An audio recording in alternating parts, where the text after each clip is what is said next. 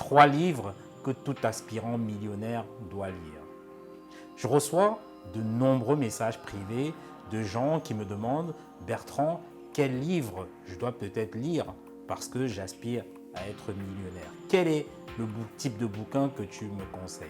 Écoute, j'ai beaucoup hésité à faire cette vidéo parce que ça dépend toujours un petit peu du niveau de business auquel tu te situes aujourd'hui. Donc dans cette vidéo quand même, je vais brosser un aperçu de ces 3 bouquins qui m'ont marqué au départ.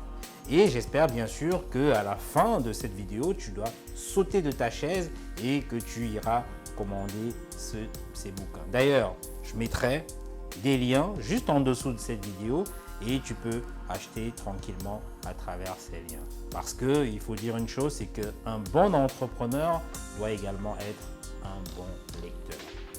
Profites-en.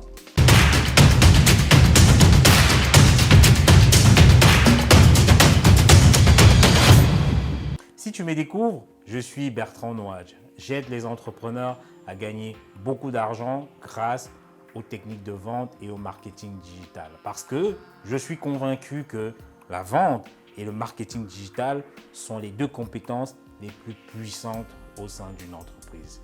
Tu peux avoir le meilleur produit au monde, mais si tu ne sais pas le vendre, si tu ne sais pas le présenter à tes potentiels acheteurs, bien évidemment, ton projet sera voué à l'échec. Si tu veux savoir comment développer ton business, comment vendre par exemple sur Internet, écoute, clique sur le bouton rouge et puis abonne-toi à cette chaîne. Et puis la deuxième chose à faire, télécharge ce superbe document juste en bas de la zone de description qui va te permettre comme ça en moins de 10 minutes de savoir si ton entreprise ou ton projet d'entreprise a les chances d'avoir une croissance qui soit explosive.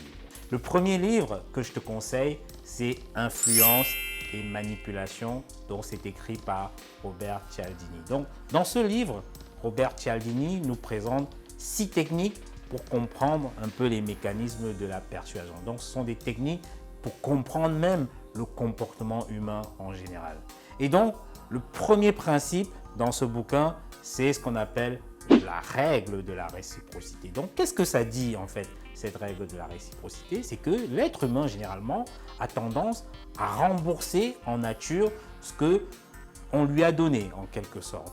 Imagine, par exemple, lorsque tu vas dans un supermarché, on te fait goûter quelque chose, généralement, c'est que tu as tendance à vouloir l'acheter, juste parce qu'on te l'a fait goûter. C'est-à-dire que lorsqu'on te donne quelque chose, tu as tendance quelque part à rembourser la pièce à la personne. Également, je peux prendre un autre exemple en fait.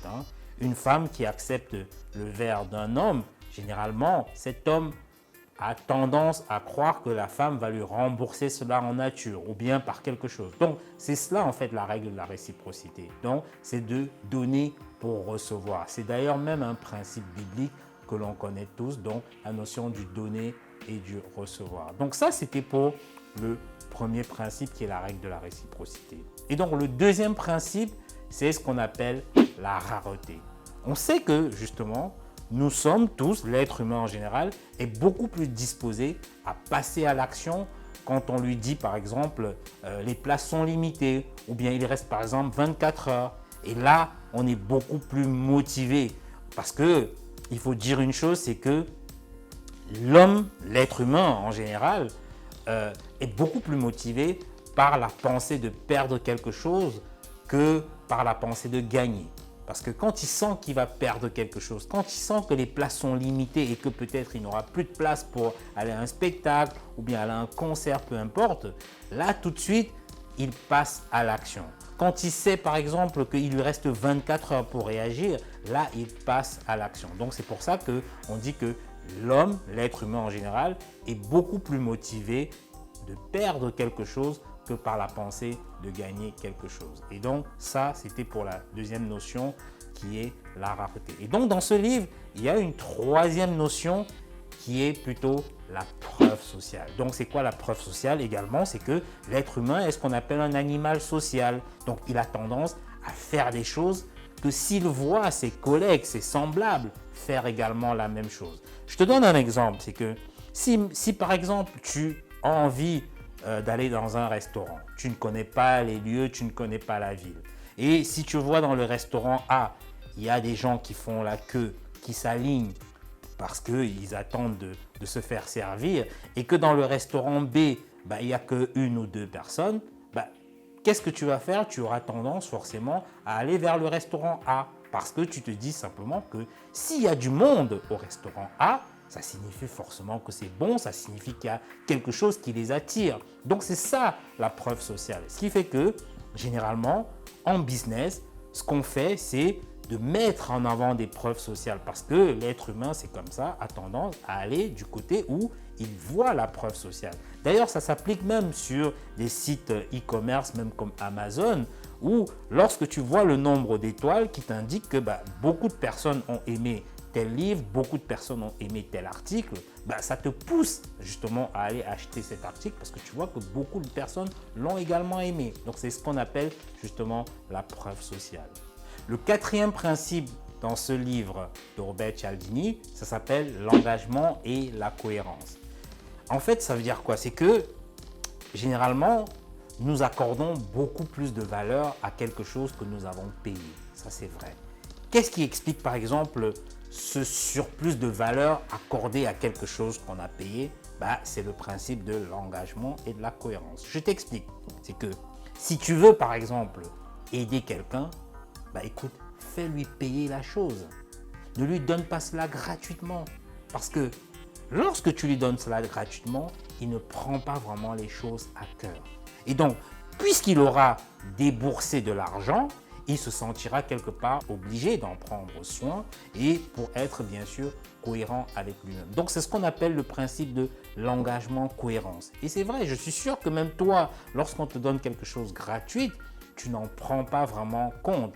Mais cependant, si on te dit de débourser un petit peu d'argent pour avoir cette chose, tu vas voir que tu vas beaucoup te concentrer pour justement être cohérent avec ce geste que tu as fait de débourser de l'argent. C'est ce qu'on appelle l'engagement et la cohérence. Et bien sûr, le cinquième principe dans ce livre, c'est ce qu'on appelle l'appréciation et l'amitié ou bien la sympathie.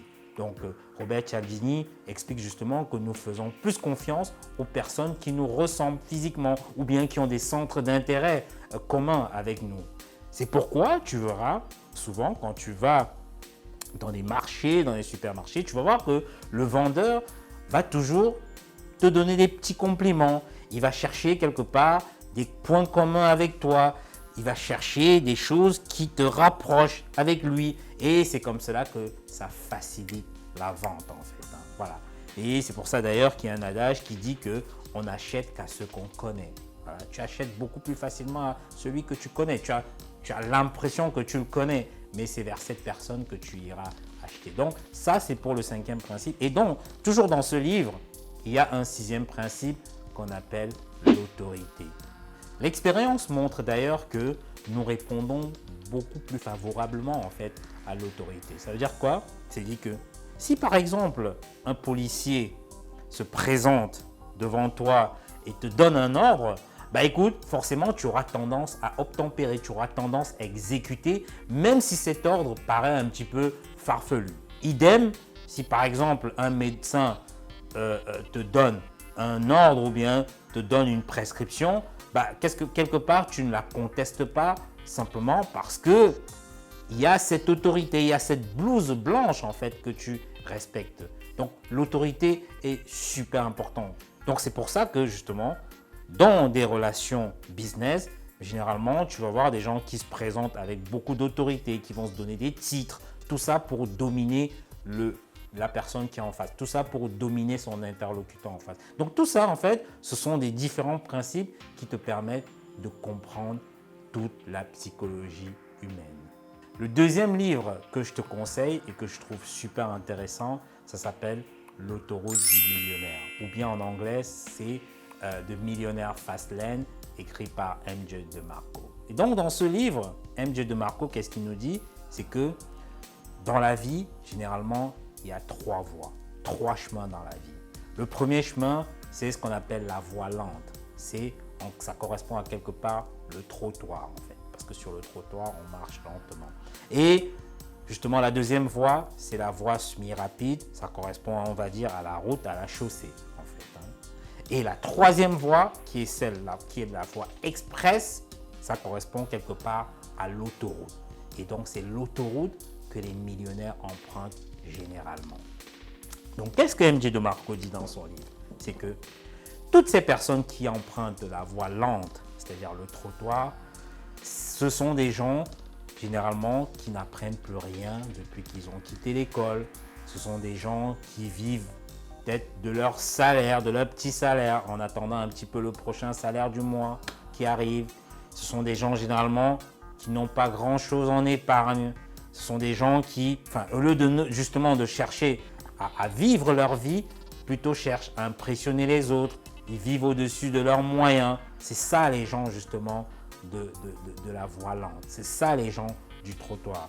Ils veulent toujours ce qu'on appelle la gratification immédiate, c'est-à-dire qu'ils ne sont pas prêts justement à faire l'effort sur quelques années pour avoir des retours sur investissement. Non, eux ce qu'ils veulent, c'est gagner là tout de suite. Ce sont aussi des gens à qui, même si tu leur donnes un peu d'argent, ils arriveraient quand même à perdre cet argent parce qu'ils n'ont pas le bon état d'esprit en fait. Imagine, on connaît plein de gens par exemple qui ont gagné au loto et 2-3 ans après, ils n'ont plus rien parce qu'ils ne savent pas comment justement on gère l'argent, comment on fait les choses. Donc ça, c'est ce que MJ DeMarco appelle les gens de la voie lente en fait. Et il y en a beaucoup comme ça dans ce monde. Et puis, il y a les gens de la deuxième catégorie, c'est ceux qui sont, on va dire, sur la voie moyenne, sur la route moyenne, en fait, sur la chaussée quelque part. Et eux, ce sont des personnes qui sont bien sûr allées à l'école, qui ont obtenu de bons diplômes, qui travaillent dur pour gagner leur argent. Ça peut être des médecins, ça peut être des ingénieurs, ça peut être tout type de salariés en fait. Et c'est des gens, généralement, tu vas voir, qui ont un niveau de vie assez correct, mais qui vivent toujours en dessous de leurs moyens pour pouvoir économiser, préparer leur retraite, ainsi de suite. Et tu vas voir que c'est des gens qui, dès le premier salaire, ont acheté leur résidence principale et pour eux, la maison est un actif très important. Ils se disent que cette maison, forcément, ils vont la léguer à leurs enfants. Donc, ils vont faire 25 ans, 20 ans, et ils vont payer la même maison pendant toute cette durée, en fait. Donc, en gros, ce sont des gens qui se sacrifient beaucoup et pour pas grand-chose à la fin. Donc, ça, c'est pour les gens de la voie moyenne, on va dire, ceux qui sont sur la chaussée. Et puis, la troisième catégorie, ce sont des gens de la voie express, des gens qui sont sur l'autoroute. Et donc, c'est cette voie d'ailleurs qui est empruntée par tous les millionnaires. Parce qu'ici, on passe de la logique de consommateur à une logique de producteur. Ça veut dire quoi? Tu vas voir que généralement, les millionnaires, ce sont des gens, et moi je le fais régulièrement, donc ce sont des gens qui font des investissements locatifs. Ce sont des gens qui vont produire par exemple des systèmes logiciels qui vont leur apporter de l'argent régulièrement. Ce sont des gens qui vont faire par exemple du marketing de réseau. Mais quand je parle du marketing de réseau, je parle des gens qui sont à la tête du marketing de réseau et pas ceux qui sont à la base de la pyramide. Oui, c'est ça justement les millionnaires. C'est eux qui sont justement sur cette voie rapide. Donc ce livre, il est excellent. C'est l'un des meilleurs livres business que j'ai jamais lu. Et puis, je te le conseille vivement. Le troisième livre que je te conseille, c'est The One Thing. En français, c'est Passer à l'action. Et c'est un livre écrit par Gary Keller et Jay Papasan. Donc, c'est vraiment un livre pour améliorer ta productivité.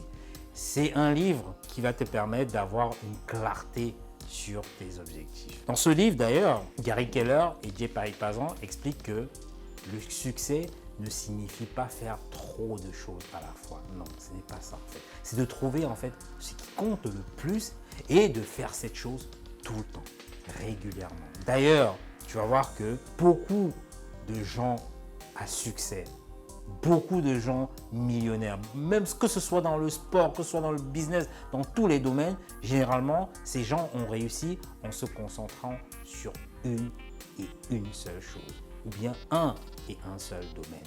Et leurs actions, toute leur énergie, toute leur passion sont allées uniquement dans le sens de cette seule chose. C'est ce que tu vas faire. D'ailleurs, regarde autour de toi, regarde des footballeurs connus par exemple. C'est des gens qui ont passé toute leur enfance, qui ont passé toute leur jeunesse à faire que du football et le lendemain, lorsqu'ils ont finalement réussi leur carrière, après ils se sont diversifiés, ils ont investi dans l'immobilier, ils ont investi dans beaucoup d'autres choses. Regarde tous les hommes d'affaires autour de toi. Généralement, c'est des personnes qui ont excellé dans un seul domaine au départ et puis après ont diversifié leur business. C'est ce que tu dois faire. Donc, n'essaye pas, comme on le dit, de chasser plusieurs lièvres à la fois. Non, ça n'est pas la peine parce que tu ne peux pas faire tout en même temps dans la vie. Ça n'est pas possible. Il faut que tu prennes la bonne décision et que tu fonces dans une seule direction.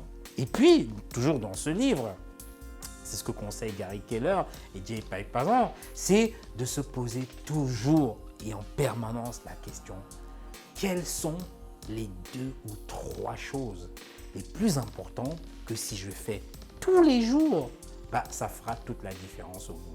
Oui, pose-toi la question.